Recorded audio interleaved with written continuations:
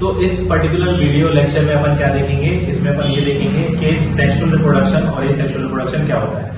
उसको पढ़ने से पहले अपन बेसिक चीजों की बात कर ले कि सेल डिवाइड कैसे होता है, गैमेट फॉर्मेशन कैसे होता है, ये सब देखना है अपन को। तो सबसे पहले अगर अपन सेल के स्ट्रक्चर की बात करें तो एक सिंपल सेल अपन बना ले रहे हैं, ठीक है। ये होती है एक सेल। सेल के अंदर अपन को पता है एक क्या होता है, न्यूक्लियस वाला पार्ट होता है। क्या होता है? न्यूक्लियस वाला पार्ट। अब न्यूक्लियस के अंदर जेनेटिक मटेरियल भी होता है। ये जेनेटिक मटेरियल को अपन thread like structure chromatin fibre बोलते हैं। क्या बोलते हैं? ये थ्रेड लाइक स्ट्रक्चर है, इसको अपन क्या बोलते हैं? Chromatin fibre. Chromatin fibre.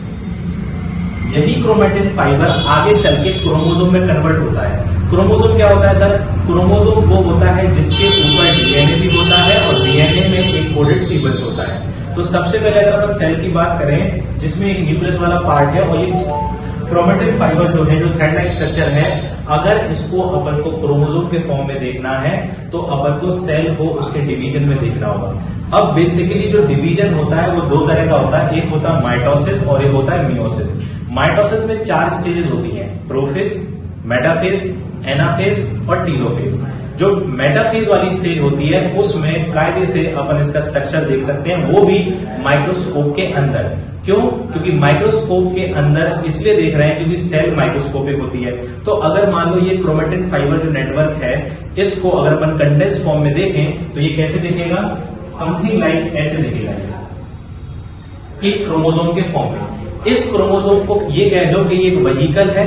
क्यों? क्योंकि इसके ऊपर तुम्हारा क्रोमोसोम के ऊपर डीएनए होगा जो कि अपने अंदर एक सीक्वेंस लिए होगा जिसको बोलते हैं जीन, ठीक है। तो इस जीन के अंदर बेसिकली क्या होती है? इंफॉर्मेशन होती है, कोडॉन्स होते हैं जो कोड करते हैं अपने बॉडी के फीचर्स के लिए कि अपने बॉडी के फीचर्स कैसे होने हैं और उनके अकॉर्डिंग कैसा प्रोटीन बनना है। जैसा प्रोटीन बनेगा वैसा ही अपने बॉडी के फीचर्स होंगे। सपोज करो अगर अपन एग्जाम्पल की बात करें कि ह्यूमन का कलर कैसा होना है, उसकी हाइट कैसी होनी है, उसके आंखों का कलर कैसे होना है, उसके बालों का कलर कैसा होना है, तो ये सब सारे फीचर अपन को कहां पे देखने को मिलेंगे? ये अपन को क्रोमोसोम के ऊपर जो डीएनए होगा, डीएनए में जो सीक्वेंस होगा, जो कोडॉन अपन बोलते हैं, वो रिप्रेजेंट करेगा एक प्रोटीन को और प्रोटीन वैसा कलर बनवा देगा, ठीक है। तो अगर इसकी बात हो गई कि क्रोमोसोम को अपन कैसे देख सकते हैं, अब अपन बात करें कि जो न्यूक्लियस वाला पोर्शन है, न्यूक्लियस वाले पोर्शन के ऊपर एक मेम्ब्रेन भी होती है जिसको अपन बोलते हैं न्यूक्लियर मेम्ब्रेन। अब इसी के बेस पर अपन दो तरह की सेल को पढ़ते हैं, एक होती है प्रोकैरियोटिक सेल और एक होती है यूकैरियोटिक सेल। प्रोकैरियोटिक सेल की अगर अपन बात करें तो प्रो मतलब होता है बहुत प्रिमिटिव, बहुत पुराने वाले, यानी इनके न्यूक्लियस के ऊपर कोई भी न्यूक्लियर मेम्ब्रेन नहीं होती है। यानी जो इनका जेनेटिक मटेरियल है, जो कि क्रोमोसोम वाला पार्ट है, वो बिखरा पड़ा होता है सेल के अंदर। वहीं अगर अपन बात करें कि इस क्रोमोसोम के ऊपर अगर एक मेम्ब्रेन आ जाए, समथिंग लाइक दिस, तो इस मेम्ब्रेन को अपन बोलते हैं न्यूक्लियर मेम्ब्रेन। क्या बोलते हैं इसको? Nuclear membrane. अब ये न्यूक्लियर मेम्ब्रेन क्या होती है? पोरस होती है। क्यों? क्योंकि अपन को सेल के अंदर बहुत सारी मेटाबॉलिक एक्टिविटीज होती है, रिएक्शंस होती है, तो उनमें जो प्रोडक्ट बनते हैं वो अंदर या बाहर देने होते हैं। मतलब सेल के न्यूक्लियस के अंदर अपन को शिफ्ट करने होते हैं या बाहर ट्रांसफर करने होते हैं। तो बेसिकली जो न्यूक्लियर मेम्ब्रेन है वो कैसी होती है? पोरस भी होती है। क्या होती है? पोरस। तो ये हो गई न्यूक्लियस की बात। अब अपन बात करें कि सेल भी दो तरह की होती है, एक होती है एनिमल सेल और एक होती है प्लांट सेल। सबसे पहले अगर अपन एनिमल सेल की बात कर लें तो बेसिकली सेल के ऊपर एक मेम्ब्रेन होती है जिसको क्या बोलते हैं? Cell membrane. सेल के ऊपर एक मेम्ब्रेन होगी जिसको अपन बोलते हैं सेल मेम्ब्रेन। ये सेल मेम्ब्रेन को अपन प्लाज्मा मेम्ब्रेन भी कहते हैं, प्लाज्मा मेम्ब्रेन। अब प्लाज्मा मेम्ब्रेन के अलावा इसका एक नाम और है जिसको अपन बोलते हैं बायो मेम्ब्रेन। इसको क्या बोलते हैं? Bio membrane. तो 3 नाम हो गए, सेल मेम्ब्रेन, प्लाज्मा मेम्ब्रेन और बायो मेम्ब्रेन। अब इस सेल को एक फीचर भी बोलते हैं, इस मेम्ब्रेन का एक फीचर भी होती है कि ये एक सिलेक्टिवली परमेबल मेम्ब्रेन है। ये कैसी मेम्ब्रेन है?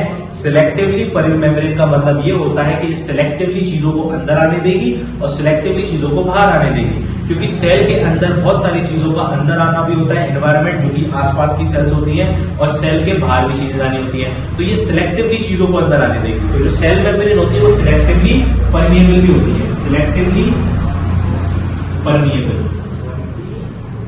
सिलेक्टिवली परमिएबल मेम्ब्रेन, ठीक है।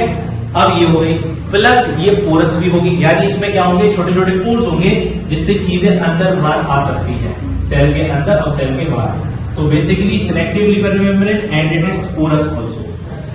नाउ इसके बाद अगर अपन बात करें कि न्यूक्लियस से लेके यहां तक का रीजन जो होता है साइटोप्लाज्म, जितना भी ये फ्री स्पेस है, ये वाला पोर्शन, यहां से यहां तक का पोर्शन ये होता है साइटोप्लाज्म वाला पोर्शन, ठीक है। इस साइटोप्लाज्म में सारी रिएक्शंस चलती है, प्लस इसमें सारे सेल ऑर्गेनल्स भी होते हैं, माइटोकॉन्ड्रिया, एंडोप्लाज्म रेटिकुलम, राइजोम, जितने भी तुम्हारे सेल ऑर्गेनल हैं, जैसे अपने बॉडी के अंदर ऑर्गन्स होते हैं वैसे सेल के अंदर सेल ऑर्गेनल होते हैं, उनका भी एक स्पेसिफिक काम होता है जो कि तुम्हारे साइटोप्लाज्म में पड़े होते हैं। ये तो अपन बाद में डिस्कस करेंगे, मेनली अपन को ये देखना है कि इस साइटोप्लाज्म तो ये हो गया। अब इसमें एक चीज और क्या ऐड करें कि ये एनिमल सेल बन जाए, तो यहां पर एक स्ट्रक्चर और होता है जिसको अपन सेंट्रोजोम बोलते हैं। यहां पर एक स्ट्रक्चर और होगा, इसमें से रेज निकल रही होंगी और इसको अपन क्या बोलते हैं, सेंट्रोजोम। ये स्ट्रक्चर क्या कहलाता है, सेंट्रोजोम।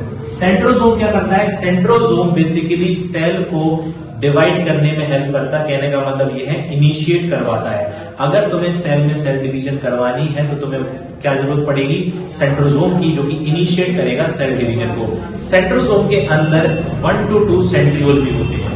इसके अंदर क्या होते हैं, सेंट्रियोल, और सेंट्रियोल का नंबर कितना होगा, 1 से लेके 2। तो इतना सेल का स्ट्रक्चर हो गया। इस सेल को अब फिलहाल तुम बोल सकते हो कि ये एनिमल सेल बन गया। इसी सेल को अगर अपन मॉडिफाई कर दें और उसमें से एक पार्ट रिमूव कर दें, ये जो पार्ट है, जो सेंट्रोजोम वाला पार्ट है, अगर इस सेंट्रोजोम वाले पार्ट को रिमूव कर दें और इसके ऊपर एक मेम्ब्रेन और बना दें अपन, इसके ऊपर एक मेम्ब्रेन और बना दें और उस मेम्ब्रेन का नाम होता है सेल वॉल, जो कि बनी होती है सेलुलोज की, ठीक है। तो इस मेम्ब्रेन को बोलते हैं सेल वॉल। और सेल वॉल किसका फीचर है, सेल वॉल फीचर है प्लांट सेल का। तो मैंने क्या बोला, यहां पर ये सेंट्रोजोम वाला पार्ट हटा दो और एक मेम्ब्रेन लगा दो जिसको बोलते हैं सेल वॉल, जो कि सेलुलोज की बनी है और ये एक तरह की कैसी लेयर है, डेड मेम्ब्रेन है, ठीक है। प्लस ये कैसी होती है, फ्रीली परमिएबल। जैसे तुम्हारी जो तुम्हारी सेल, जो तुम्हारी प्लाज्मा मेम्ब्रेन थी वो सिलेक्टिवली परमिएबल थी, पर ये तुम्हारी सेल वॉल है ये कैसी है, फ्रीली परमिएबल है। ये कैसी है, फ्रीली परमिएबल। फ्रीली परमिएबल का मतलब ये होता है कि सिलेक्टिवली परमिएबल क्या करती है, सिलेक्टिवली चीजों को अंदर आने दे रही है, पर फ्रीली परमिएबल करती है कि जितना भी तुम्हें पोर्शन अंदर भेजना है वो सिलेक्टिवली होकर नहीं आएगा, कोई भी तुम्हारी सेल वॉल के अंदर आ सकता है। तो ये फ्रीली परमिएबल होती है, ठीक है। प्लस ये सेलुलोज की बनी है और ये भी पोरस होती है, मतलब सेल वॉल के अंदर भी क्या होते हैं, पोरस होते हैं। क्या होते हैं, पोर्स होते हैं, यानी बेसिकली ये कैसी है, पोरस है।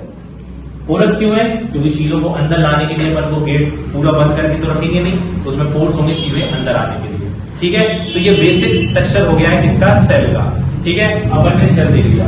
अब सेल डिवीजन भी होता है। तो अगर अपन सेल की बात करें, ह्यूमन सेल की बात करें, सपोज करो एक ह्यूमन सेल है, एक सपोज करो ह्यूमन सेल है। अब ह्यूमन सेल की अपन बात करें, सपोज करो ये ह्यूमन सेल है। ह्यूमन सेल का जो क्रोमोसोम नंबर होता है वो 46 होता है। कितना होता है, 46।